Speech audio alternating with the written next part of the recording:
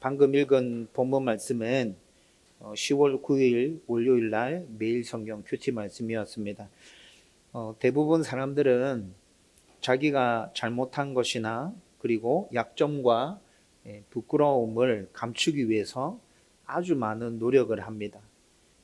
과거에 저지른 큰 잘못이 있을 때 이 사실을 알고 있는 사람들과 또 그 사건이 있었던 지역을 떠나는 일들 가끔씩 보게 되죠. 그래도 불안한 사람들은 지역을 옮겨가고 난 다음에 이름을 바꾸고 또 자신의 배경을 위조해서 자신을 꽁꽁 감추기까지 합니다. 또 나는 아무 잘못이 없어도 내가 잘못한 것이 없지만 다른 사람의 괴롭힘을 피하고자 이렇게 하는 경우도 있죠.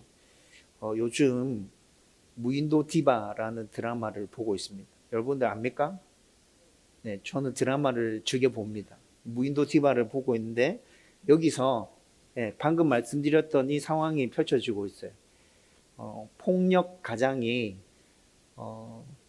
가족들을 너무 심하게 괴롭히니까 자녀들과 그 아내가 다른 지역으로 남편을 피해서 도망가고 자신의 이름이랑 배경들 딱 갈아치워서 그렇게 숨어 지내는 그 상황에서 스토리가 진행되는 드라마입니다. 이런 것들뿐만이 아니라 외모의 컴플렉스를 가진 사람들은 쌍꺼풀 수술이나 주름 제거 이런 거 아니라 얼굴과 몸매 전체를 바꾸려고 하죠.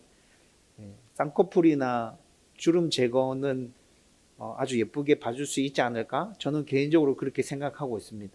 저도 얼굴에 점이 많은데 점을 한번 빼볼까?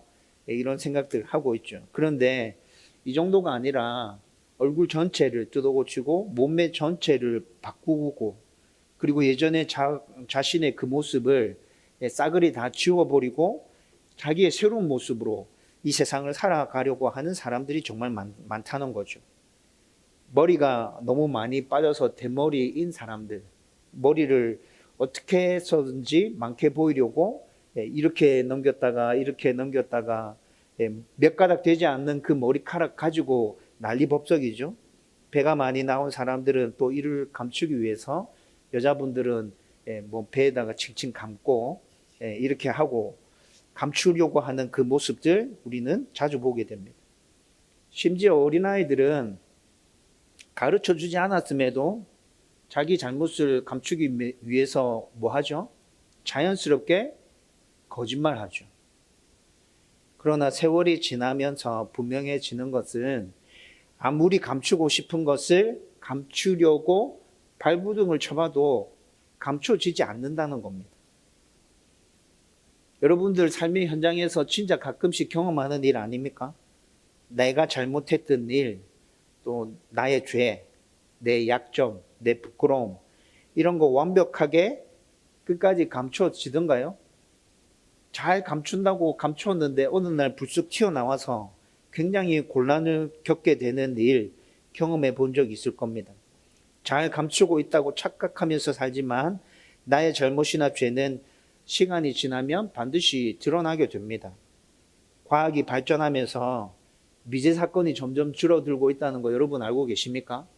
우리나라의 범죄 검거율이 굉장히 높습니다. 90%대 후반입니다. 우리나라에서 죄를 지으면 경찰들이 흔히 하는 얘기 보셨나요? 요즘 방송에 경찰들 범죄와 관련된 사건들 다루는 프로들이 굉장히 많죠. 거기 나오는 경찰들이 뭐라 얘기하대요? 우리나라에서 죄 지으면 절대 도망갈 수 없다. 주로 이런 얘기들 하고 있어요. 잘 감추고 있다고 착각하면서 살지만 주위에 있는 사람들은 단지 말하지 않을 뿐이지 저 사람의 약점이 무엇이고 저 사람이 부끄러워하는 것이 무엇인지 감추려고 하는 것이 무엇인지 주위에 있는 사람들 다 압니다. 어린아이가 자기 잘못을 감추기 위해서 거짓말하지만 부모들은 이 아이가 왜 거짓말하고 있는지 무엇을 감추려고 하고 있는지 다 안다니까요. 그렇죠? 여러분 우리가 살아가는 삶에서 사람들의 삶에서 이렇다면 하나님 앞에서는 더 말할 필요가 없죠. 오늘 우리가 나눌 말씀도 이를 아주 분명하게 보여주는 말씀인데 여러분 이 말씀을 함께 나누고 난 다음에 정말 하나님 앞에서는 감출 수 있는 게 아무것도 없구나. 하나님 앞에서 나의 있는 모습 그대로를 드러내고 죄를 범했으면 용서해 달라고 회개하고 뭔가 도움이 필요하다면 하나님께 긍휼히 여겨달라고 부르짖으면서 그렇게 살아야겠다. 저와 여러분들 가운데 이런 결단과 결심이 오늘 시간에 새롭게 일어날 수 있기를 주님의 이름으로 축원드립니다. 여러분 오늘 본문 1절을 보면 여로보암의 아들 아비야가 병들었다는 말로 오늘 말씀이 시작되어지고 있습니다. 여러분 지난주 우리가 살펴보았듯이 여로보암은 하나님의 은혜로 북이스라엘 왕위에 올랐습니다. 그가 뭐 특출난 게 없었어요. 그냥 오직 하나님의 은혜로 북이스라엘의 왕위에 올랐죠. 그리고 하나님의 말씀에 순종하면 그렇게 북이스라엘을 다스리면 다윗과 같이 축복해 주겠다고 하나님께서 그에게 약속까지 해 주십니다. 그런데 그가 어떻게 다스리죠? 하나님께 순종하지 않고 자기 마음대로 그 북이스라엘을 다스리면서 자기만의 왕국을 건설하려고 하죠. 자기 마음대로 모든 일들을 결정하고 모든 일들을 진행해 버리잖아요. 여러분 우리가 지난주에 12장에 여로보암의 이런 모습들을 살펴봤는데 그래서 12장에 자기 마음대로 하는 이 여로보암의 모습이 나타나고 난 다음에 13장에서 하나님께서 이름을 알 수 없는 당신의 선지자를 한 사람 여로보암에게 보내세요. 그리고 여로보암에게 아주 무서운 심판을 선언하십니다. 그게 13장의 내용이에요. 여러분 이렇게 여로보암에게는 하나님의 심판이 선포되어졌죠. 그리고 14장에서 여로보암의 아들 아비야가 병들었다는 이야기로 시작되고 있는데 여로보암에게 하나님께서 선고하신 그 심판이 그의 아들 아비야의 병으로 시작되고 있다는 것을 우리는 눈으로 확인하고 있는 것이죠. 여러분 상황이 지금 이렇게 흘러가고 있습니다. 여러분 이제 합리적인 상상을 한번 펼쳐보십시오. 여러분 여로보암의 아들 아비야가 병들었습니다. 여로보암이 자기 아들의 병을 낫게 하기 위해서 어떻게 했을까요? 여로보암은 북이스라엘의 왕이죠. 그리고 그 시대 때도 의사들이 있었단 말이에요. 그때 그 시절에 통용되던 좋은 치료 방법들이 있었다고요. 약들이 있었다고요. 여러분 여로보암이 자기의 아들을 낫게 하기 위해서 유명한 의사들을 다 불러들이지 않았을까요? 그때 그 당시에 좋은 치료법이라고 통용되고 있던 최신의 의료 기술들을 자기 아들을 낫게 하기 위해서 의사들에게 시행하라고 그렇게 명령하지 않았을까요? 값비싸고 흔하지 않은 귀한 약들 그 아들을 낫게 하기 위해서 다 써봤겠죠. 그런데 이런 모든 노력이 아무 소용이 없었어요. 낫게 하려고 가진 방법을 다 동원해서 그 아들을 돌보았지만 아들의 상황은 점점 더 안 좋아질 뿐입니다. 여러분 이런 상황들을 여로보암이 지켜보면서 아비야가 아픈 것이 하나님의 심판으로 아픈 것이구나 라는 것들을 의식한 듯합니다. 그리고 자기에게 왕위에 오를 것을 예언한 하나님의 선지자 아히야가 떠오르는 것이죠. 그는 하나님의 은혜로 왕위에 올랐다고 말씀드렸잖아요. 그런데 지금까지 자기 마음대로 자기 왕국을 세우기 위해서 발버둥쳐 왔죠. 그러다가 자기 힘으로 해결할 수 없는 일을 만나서야 비로소 하나님을 떠올립니다. 아, 그때 나한테 이스라엘의 왕이 될 것이라고, 10지파의 왕이 될 것이라고 예언해 준 선지자 아히야. 그래, 아히야한테 가면 뭔가 답을 찾을 수 있겠구나. 여러분 이렇게 생각하고 난 다음에 그 다음에 또 어떤 일들을 진행시켜 가죠. 그런데 여로보암이 그 이후에 하는 행동을 보면 진짜 완전 어처구니가 없어요. 2절 말씀을 보면 자기 아내에게 변장을 하고 실로에 있는 아히야를 찾아가라, 그를 만나라 이렇게 시키죠. 그런데 왜 그가 직접 가지 않고 자기 아내를 변장시켜서 보냅니까? 여러분 좀 전에 말씀드렸잖아요. 여로보암이 솔로몬에게 쫓기고 있을 때 아히야가 여로보암에게 나타나서 10지파를 하나님께서 너에게 주실 거다, 왕이 될 것을 선포해 주잖아요. 여러분, 이 정도 사이였으면 자기 아들이 그렇게 아프면 자기가 직접 아히야 선지자를 찾아가서 물어볼 법하잖아요. 그런데 자기가 가지 않아요. 자기 아내를 보냈는데 자기 아내를 또 변장시켜서 보내요. 여기에는 여로보암이 뭔가를 감추기 위해 아주 얄팍한 잔꾀와 속임수를 쓰고 있는 모습이 담겨져 있습니다. 여러분, 12장에서 여로보암은 베델과 단에 금송아지 신상을 만들어서 거기서 백성이 제사 드리게 했죠. 이게 지난주에 우리가 살펴봤던 내용이었잖아요. 그리고 좀 전에 말씀드렸던 것처럼 13장에서 여로보암이 베델에서 직접 제사 드리고 있을 때 이름 모를 선지자가 그를 찾아와서 하나님의 심판을 선고한단 말이에요. 그 심판의 첫 번째로 지금 아비야가 아픈 것이고, 여로보암도 이를 깨달았어요. 아, 그 심판의 시련이 우리 아이 아비야에게 지금 이렇게 일어나고 있구나. 여러분, 이런 상황에서 그가 아히야 선지자를 찾아가면 어떻게 될 것 같아요? 그가 또 생각하는 거예요. 여로보암이 또 자기 마음대로 생각하는 거예요. 이런 상황에서 내가 아히야 선지자를 찾아가면 나에 대한 하나님의 심판이 또 선포될 것 같아요. 아히야 선지자를 통해서.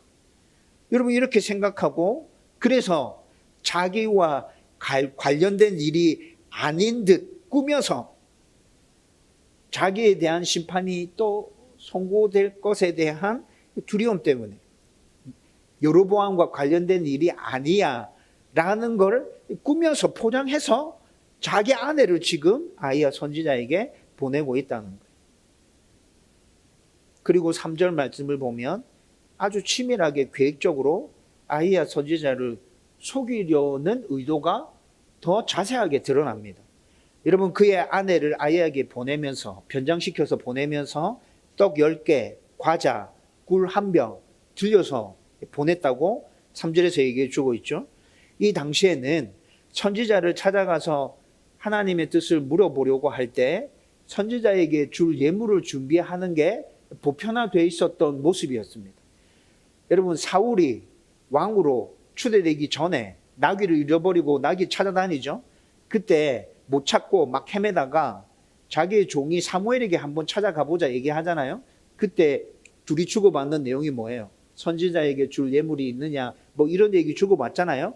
이때 이 당시 보편적인 모습이었다고요.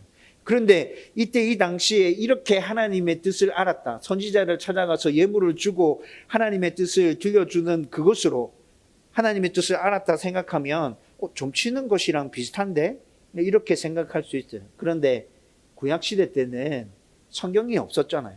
성경이 없어서 구약시대 때 이적과 기적들, 선지자를 통해서 직접 이스라엘 백성들에게 하나님의 말씀을 전해주는 거, 이런 방식으로 하나님의 뜻을 선포했죠. 그러니까 지금 점치는 것과는 다른 문제, 별개의 문제예요. 아무튼 여로보암이 자기 아내를 보내는데 떡 10개, 과자, 꿀 1병 이렇게 들려서 아히야 선지자에게 보내고 있습니다. 여러분, 그런데 한번 생각해 보십시오. 여로보암은 북이스라엘의 왕이잖아요. 왕의 아내가 선지자를 만나러 가는데 이 예물이 납득이 됩니까? 너무 쪼잔하고 그래. 너무 쪼잔하고 너무 그런 것 같지 않아요? 여러분, 떡 10개, 과자, 꿀 1병은 평범한 사람들이 선지자를 찾아갈 때 선지자에게 주는 예물이었습니다. 여러분, 그런데 여로보암이 자기 아내에게 변장시키고 이 예물을 들고 가라고 시키는 이유는 뭐죠? 여로보암의 아내라는 사실을 아예 눈치채지 못하게 하게끔 이 예물을 들고 가라고 얘기하는 거예요. 여러분, 아주 치밀하고 계획적이죠? 진짜 생각 많이 하고 지금 이 일들을 꾸미고 있는 거예요. 왕인 그가 자기 아내에게 이렇게 예물을 들려서 아비야 선지자를 찾아가도록 만든 것은 자기를 철저하게 감추겠다는 거예요. 나를 드러내지 않고 철저하게 감추겠다는 의도가 고스란히 다 보이잖아요. 여러분, 성경에는 하나님의 백성들이 죄를 범할 때 그들에게 선포되는 수많은 심판의 말씀들이 있습니다. 그리고 그 심판의 메시지에 담긴 첫 번째 의미는 무엇입니까? 심판입니까? 하나님께서 심판을 예고하시죠. 그런데 그 첫 번째 의미는 내가 진짜 너를 심판해서 벌 줄 거야. 이게 첫 번째 의미입니까? 아니죠. 첫 번째 의미는 그게 아니에요. 첫 번째 의미는 심판에 있는 게 아니에요. 심판의 메시지를 선포하실 때 감추어져 있지만 하나님의 첫 번째 메시지는 죄를 회개하고 돌이키라는 메시지가 첫 번째 메시지입니다. 심판의 메시지를 받고 난 후에 회개하면 멸망하지 않고 그냥 자기들이 지은 죄에 대한 형벌을 받고 난 다음에 하나님이 그들을 용서해 주고 다시 회복시키잖아요. 성경에 나타나는 모습이 계속해서 이런 것들이 우리의 눈에 확인되어지고 있는 것 아닙니까? 제일 좋은 예가 므낫세입니다. 여러분, 므낫세는 남유다 왕들 중에 최고로 악한 왕이라고 해도 과언이 아닙니다. 므낫세는 히스기야의 아들인데 히스기야는 좋은 왕이었죠. 그런데 므낫세가 왕위에 오르고 난 다음에 나라를 엉망진창으로 만들어요. 그래서 하나님께서 그에게 심판의 경고를 하십니다. 그런데 그가 돌이키지 않아요. 그래서 역대하 33장 10절에서 17절 말씀 보면 하나님께서 므낫세에게 선포하신 그 심판의 예고대로 므낫세를 앗수르의 포로로 잡혀가게 만듭니다. 그런데 앗수르의 포로로 잡혀가서 므낫세가 하나님의 말씀에 순종하면서 살아야 되는데 내가 그렇게 살지 못해서 이런 꼴을 당하고 있구나 철저하게 뉘우치고 회개합니다. 그래서 하나님께서 그를 다시 남유다로 돌려보내서 남유다의 왕으로 다시 나라를 다스리게 만들어줘요. 므낫세가 초반에는 정말 악한 왕으로 하나님의 말씀에 배반하며 하나님의 가슴에 대못을 박았죠. 그런데 앗수르에서 포로 생활을 하고 난 다음에 돌아오고 난 이후는 개혁을 단행합니다. 남유다를 바로 세우기 위해서 개혁을 단행한다고요. 여러분, 므낫세의 이런 모습 보면 하나님의 심판이 예고되어졌지만 그가 진심으로 회개하고 돌이킨다면 다시 그에게 은혜를 베푸시고 하나님의 평안을 허락해 주시는 모습 확인할 수 있잖아요. 당신이 택하신 백성들에게만 하나님께서 이렇게 하시나요? 아니죠. 요나서 말씀을 보면 여러분, 이방인인 니느웨에 하나님께서 심판을 선고하시잖아요. 그런데 그 니느웨 백성들이, 이방인인 그들이 돌이켜서 회개할 때 하나님 그들을 용서해 주시고 다시 품어주시지 않습니까? 이렇게 하나님은 모든 사람들에게 심판을 예고하실 때 그 심판의 예고를 듣고 다시 돌이켜서 회개하고 하나님께로 돌아오면 받아주신다고요. 품어주신다고요. 그래서 심판에 담겨져 있는 첫 번째 메시지는 회개하고 돌이키라는 메시지인 것이죠. 여러분, 오늘 말씀에서도 똑같습니다. 열왕기상 13장에서 여로보암에게 하나님의 심판이 선포되었다고 제가 계속 말씀드렸죠. 여러분, 그 심판의 메시지 첫 번째는 뭐예요? 하나님께서 여로보암에게 지금 무엇을 요구하시는 거예요? 회개하고 돌이켜라. 회개하고 돌이켜라. 그러면 내가 너 받아줄게. 하나님께서는 지금 13장에서 강력하게 이 메시지를 여로보암에게 선포하신 거예요. 그의 죄를 모두 인정하고 자백하면 하나님의 자비와 긍휼을 구하면 하나님이 다시 그를 받아주실 거예요. 용서해 주실 거예요. 하지만 그는 자기 죄를 인정하고 자백하는 것이 아니라 어떻게 합니까? 더 감추기 위해서 발악하고 있습니다. 그러나 하나님 앞에서는 감출 수 있는 것이 아무것도 없다는 것을 그가 지금 모르고 있는 것이죠. 4절에서 5절 말씀 보면 이를 아주 분명하게 잘 보여주고 있습니다. 먼저 4절을 보면 아이야는 이미 늙어서 앞을 보지 못하는 상황입니다. 아이야는 앞을 보지 못하는 상황이라고요. 앞을 보지 못하는 상황인데 자기 아내를 변장시켜서 보냅니다. 변장시켜서 보내는 게 소용이 있다는 얘기 없다는 얘기예요. 아무 소용이 없는 거예요. 헛짓을 하고 있는 거예요. 앞을 보지 못하는 사람 앞에 변장하고 나타나 봐야 그게 무슨 소용이 있어요. 또 5절 말씀에 보면 더 확실하게 우리가 발견할 수 있는 것이 있는데 하나님께서 이미 아이야 선지자에게 이 상황을 모두 다 말씀해 주셨어요.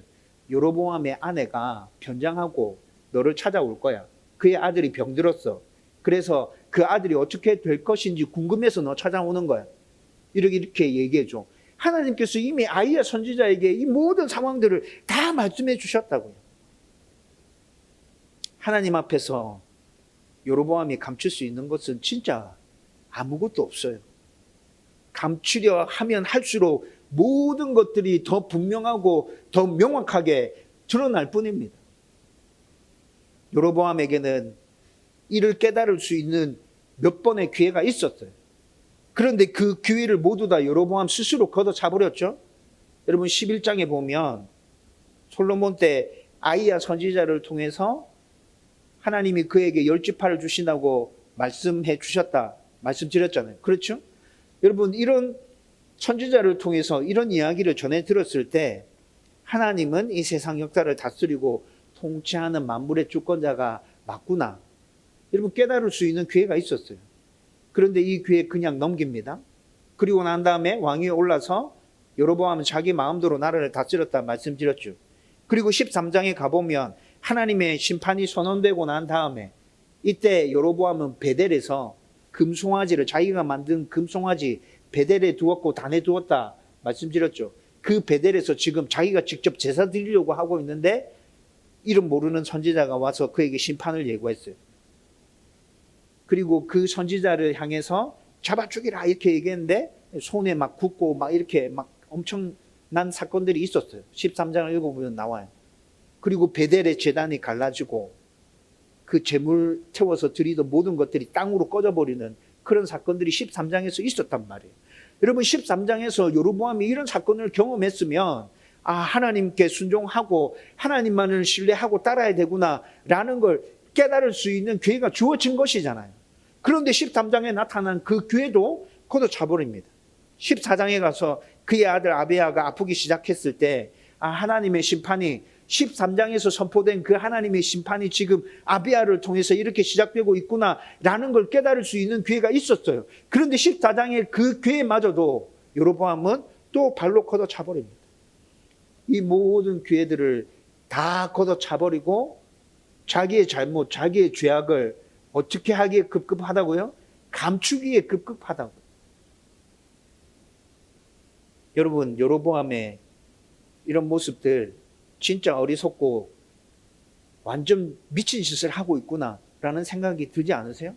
전지전능하신 하나님을 상대로 만물의 주권자이신 그분을 상대로 여러분 여로보암이 이런 짓을 하고 있는 거 진짜 죽으려고 작정하지 않으면 어떻게 이런 일들을 펼칠 수 있습니까? 이런 여로보암에게 그 다음의 기회는 주어지지 않았습니다. 진짜 철저하게 하나님의 심판이 임했어요. 오늘 우리가 읽은 본문 뒷부분에 그 하나님의 심판이 어떻게 실현되어서 일어날 것인지 분명하게 선포해서 얘기해 주고 있잖아요. 우리는 오늘 말씀을 통해서 여러분 하나님 앞에서는 아무것도 감출 수 없다는 것을 분명히 깨달아 알아야 됩니다. 하나님 앞에서 감출 수 있는 거 아무것도 없습니다. 그리고 그분이 경고하실 때 우리가 해야 할 일은 감추는 것이 아니라 철저하게 회개하고 자백하는 것이어야 한다는 겁니다. 그래야 다시 하나님의 은혜 가운데 회복할 수 있고 그분의 평안을 누릴 수 있다는 거예요. 그런데 이 사실을 모른 채 하나님 앞에서 자기 죄를, 자기 잘못을 감추려고 하는 사람들이 정말 많다는 겁니다. 성도 중에도 이런 사람 정말 많죠. 변명하고 핑계대고 남 탓하고 또 여러 상황 가운데 다른 사람들과 자기를 비교하면서 나는 그래도 저 사람보다는 내가 더 낫잖아요. 여러분 그렇게 하나님께 항변하는 모습 정말 자주 보지 않습니까? 이미 우리에게도 하나님의 경고의 메시지가 계속 주어지고 있습니다. 매일 듣고 있는 설교 말씀을 통해서 큐티를 통해서 찬양을 통해서 우리가 하나님과 대면하는 기도를 통해서 하나님의 경고가 때마다 우리 가운데 주어지고 있다고요. 그 경고가 들려왔을 때 우리는 곧바로 자백하고 회개하고 하나님께 돌이켜야 합니다.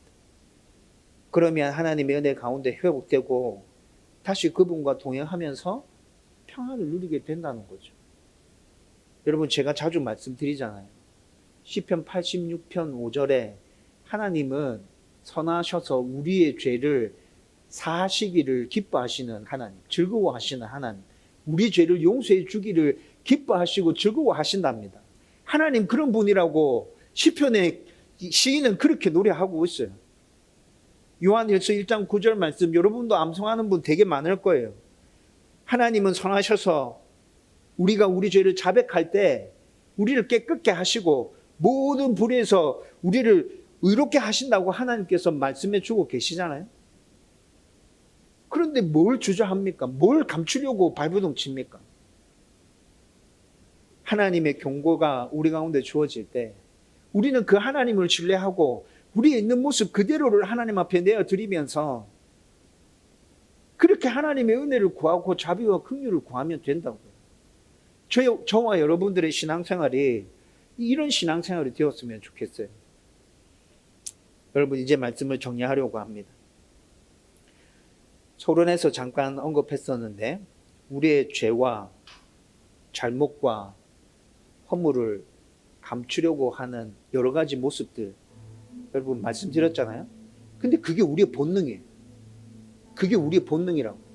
여러분 아무런 생각 없이 이런 상황을 눈앞에 딱 맞닥뜨릴 때 여러분들에게 자연스럽게 나타나는 첫 번째 반응이 무엇인지 한번 곰곰이 잘 생각해 보세요. 변명하고 핑계대는 거일걸요. 감추려고 발뺌하려고 하는 모습이 나도 모르는 사이에 그냥 자연스럽게 튀어나와 버린다고요. 왜 그래요? 처음에 사람은 죄인으로 허물을 가진 존재로 만들어지지 않았잖아요. 하나님을 닮은 완전한 하나님 형상으로 그렇게 지음받았잖아요. 근데 죄 때문에 부끄러워하고 창피하고 뭐 감추고 싶은 것들 많아지고 막 이렇게 되었죠. 아담과 하와가 선악과를 따먹고 난 다음에 하나님과 첫 번째 대면할 때 그가 했던 행동이 뭡니까? 나뭇잎으로 자기의 벌거벗은 몸을 가리는 거잖아요. 원래는 그렇게 창피함과 부끄러움을 느끼지 못하는 하나님 닮은 완벽한 존재였는데 죄로 말미암아서 부끄러움을 느끼는 수치심을 느끼는 그렇게 타락해버리고 만 것이죠. 그래서 자연스럽게 나의 잘못이 툭 튀어나올 때 우리는 변명하게 되는 것이라고. 여러분 우리의 모습이 이렇다는 걸 정말 잘 알고 있어야 돼요. 그리고 의지적으로 뭔가 생각하고 결단하고 있어야 돼요. 의지적으로 생각하고 결단을 계속해 가면서 하나님 앞에 감출 수 있는 거 아무것도 없어. 하나님의 경고의 메시지가 나한테 들려올 때 내가 할 수 있는 건 나의 모습 그대로를 하나님 앞에 내어놓는 거야.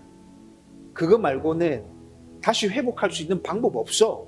여러분 이걸 계속 생각하고 우리 가슴에 다시 새기고 있어야 돼요.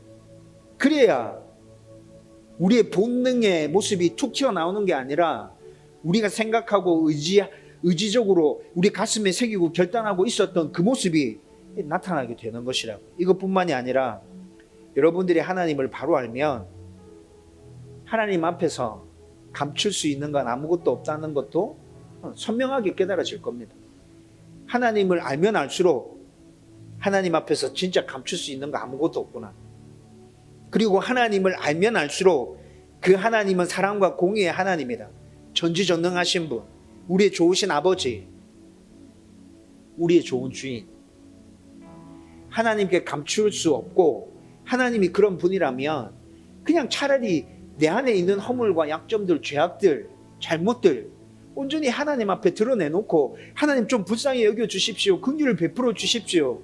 다시 한번 나에게 자비를 허락해 주십시오. 라고 구하는 게 훨씬 빠른 방법인 것 같지 않으세요? 성경이 우리한테 그렇게 하라고 시키고 있잖아요. 그거 말고 다른 방법 없다? 그거 말고 다른 방법 없어? 그냥 네 있는 모습 그대로 하나님께 드러내. 하나님 품어주실 거예요. 이해해 주시고 안아주실 거예요. 죄든 허물이든 기쁜 일이든 근심이든 걱정이든 하나님께 그냥 다 아뢰는 게 제일 좋은 방법이라고. 모든 일에 아무 염려하지 말고 그냥 하나님 온전히 신뢰해서 다 아뢰십시오. 그러면 우리의 죄를 용서해 주실 것입니다. 우리의 문제를 해결해 주실 겁니다. 우리의 염려와 근심 사라지고 우리 안에 하나님 주시는 기쁨과 평안함이 넘치게 될 것이라고. 하나님의 평강이 우리를 굳게 붙들게 될 거라고요. 저와 여러분들 가운데 필요한 건 이 믿음이에요. 이 신뢰. 우리가 이 믿음과 이 신뢰를 가지고 하나님 앞에 우리 있는 모습 그대로 나아가면서 그분의 은혜를 날마다 더 풍성히 누리게 되기를 주님의 이름으로 축원드립니다.